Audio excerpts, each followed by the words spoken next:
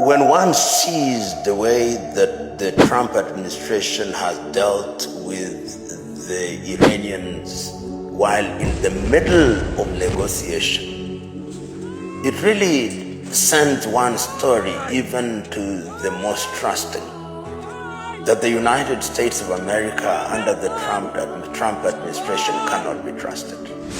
And I hold the view that even the Russians who are involved in negotiations with Ukraine may now think differently. How can we trust an administration who in our very neighborhood have betrayed a power which had agreed to negotiate with them? Can we trust them? The world is now reeling under what the Americans have called Operation Epic Fury. When history is written, it may very well be said that Operation Epic Fury was a solution that is worse than the problem. Worse than the problem because it is an attempt to enforce what is characterized as peace by humiliation. And history is consistent, particularly in the Middle East, that all attempts at enforcing peace by humiliation have failed. The Americans themselves will remember the Camp David Accords, which gave birth to the Nobel Peace Prizes for Anwar al-Sadat and Menachem Begin. They'll remember the 1993 Oslo Accords, which also gave birth to Nobel Peace Prizes for Yasser Arafat, Shimon Peres, and Yitzhak Rabin. And they will also remember what they are now referring to, the Abrahamic Accords of the year 2020 and 2021. All these have been attempts by the American administration, successive American administration, to enforce peace on the terms of Israel. The net effect, of course, is that all those who are involved in the peace processes are humiliated, and any purported peace that is based on humiliation and domination never lasts. Iran is unique in the region, unique that it is the center of the Shia sect of Islam. The majority of the population in the Middle East are Sunnis, and in that sense, there is a sense in which there has always been undercurrents that are informed by what I call political Islam, and I use this term very deliberately. And we will remember that in the 1970s, in the 50s rather, 50s through to the 70s, 60s, and then to the 70s, the Iranian administration by the Pahlavi regime was a regime that was pro-America and pro-West. In 1979, when Ayatollah Ruhollah Khomeini and the patriarchs of the Shia regime took over and created a theocracy, they actually took the view that the state of Israel was illegitimate, and they have never recognized the state of Israel. So there has been this underlying hatred for this administration as an administration whose design is to obliterate Israel from the face of the earth. That is as far as Israel is concerned. But the Americans also have a problem. They have a problem that in 1979, during the Carter administration, the Americans were humiliated in Tehran. And I think from their perspective, there has always been a desire to have war in the narrow sense and in the overall scheme. I listened to the Secretary of State of the United States, Mark Rubio, during the Munich Security Conference in February of 2026, and one could see a person that was talking about a Western world that ought to protect its civilization, almost saying we need to recolonize the world, almost saying we need a war. And it is not lost on me that the Trump administration deliberately renamed the Department of Defense the Department of War. And from that point on, there has always been a desire to have this war. It was exacerbated, of course, when the Israelis, responding to the 7th of October attack, went into Gaza, and the war has been prosecuted in a manner that is unprecedented in the history of the world. What we now see is the accusation against Iran that Iran sponsors terrorism, that Iran sponsors the Houthis, that Iran sponsors Hezbollah, that Iran sponsors ISIS. And all these things are things that in the minds of some are debatable, and some argue that there is an old English saying, if you want to kill a dog, give it a bad name. So Iran has been given a bad name as the sponsor of terrorism. To their credit, the Iranians have always said, yes, we are enriching uranium, and we are enriching uranium for the purpose of ensuring that we have energy, in other words, peaceful means. The International Atomic Energy, under the aegis of the United Nations, has visited Iran on several occasions, and the reports have not demonstrated that uranium has been enriched to weapon grade. But the Americans are not in the business of listening to that. So that in 2025, when the Israelis attacked, and for a few days there was a war, the Americans then claimed that they had decimated what was supposed to be the nuclear preparedness of the Iranians. So one would ask, if that happened in the year 2025, why is it that the claim is being made that the Iranians are once again having or exposing themselves as having nuclear capability?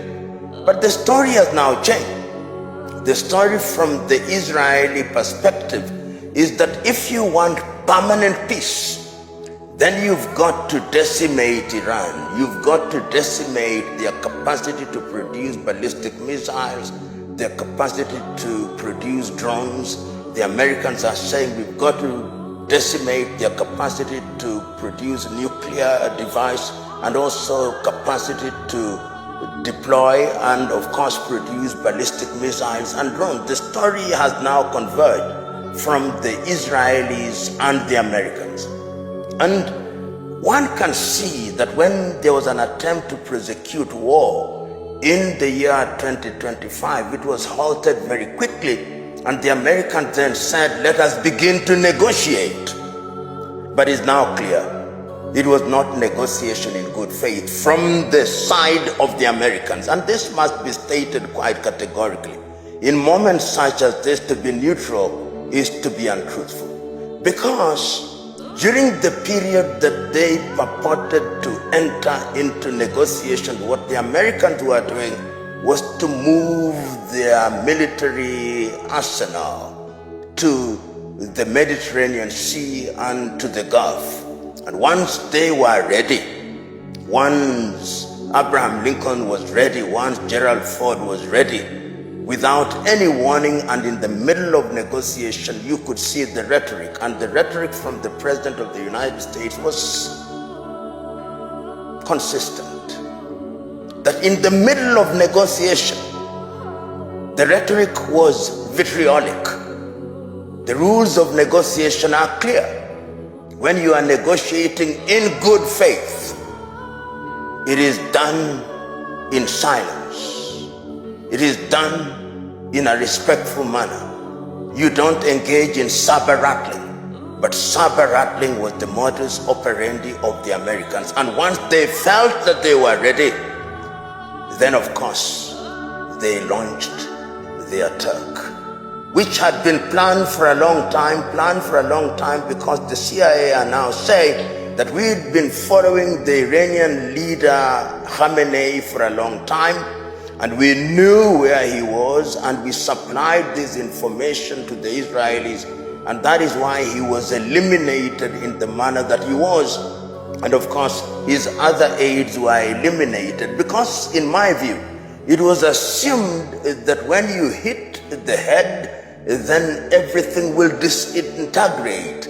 And you hit the head in situations where there is also internal discontent and unrest because of the sanctions that have been imposed on Iran for a long time.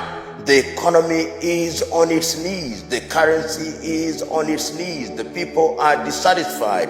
And they are being told the reason why you are suffering is because you have this theocracy of individuals who are not interested in your rights. They are not respecting your human rights, and they are also not creating an environment where you can thrive economically.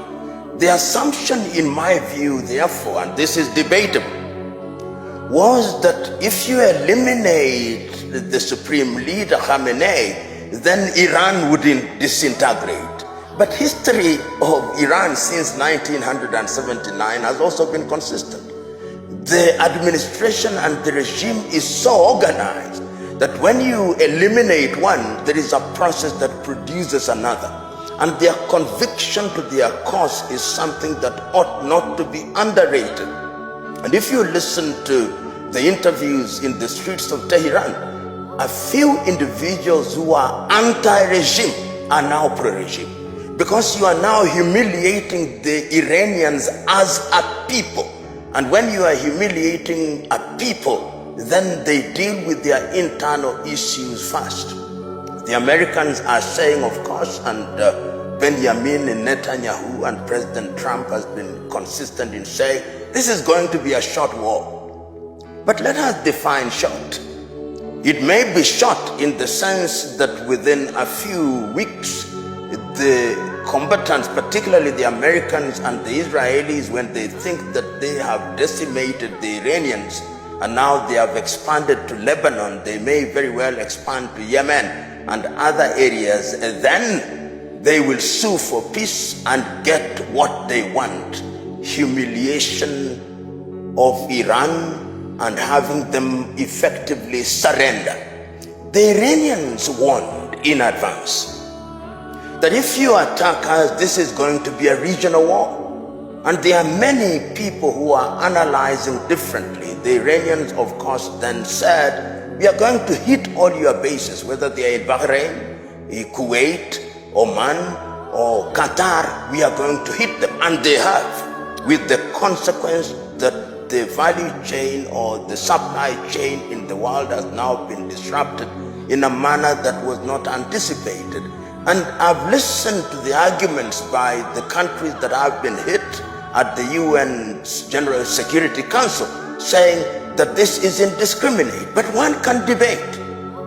If you lend yourself to be used by my enemy, are you not my enemy? And this is what the Iranians are saying. And as regards Saudi, and I think the Israelis want the Saudis to be involved, the Iranians have come out, it is not us who hit Oraska. This is false flag. It is the Israelis who are trying to hit Riyadh with a view to getting them into the conflict. I believe that will be verified in the near future. But Israel is doing everything and anything to ensure that this war is used to decimate the Iranian people. And what they wanted was to ensure that America was involved. When they did it in 2025, the Americans were not quite involved. Now that the Americans have started losing their young men, now the Americans will be deeply involved. And that is exactly what was in the playbook of Benjamin Netanyahu and the individuals who ran the government from Tel Aviv.